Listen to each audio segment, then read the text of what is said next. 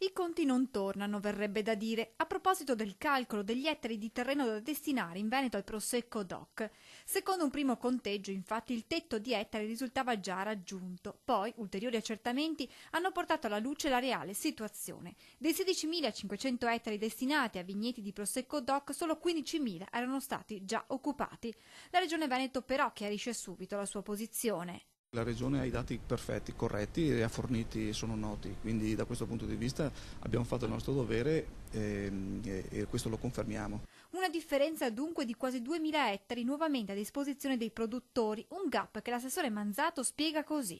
Molti imprenditori hanno scelto anche produzioni diverse, hanno scelto di piantare pino grigio, hanno scelto di piantare moscato bianco e perché in quel periodo questo tipo di produzione aveva una redditività diversa. Adesso bisogna riallineare i dati e in qualche modo continuare la nostra strategia di intervenire sui mercati internazionali.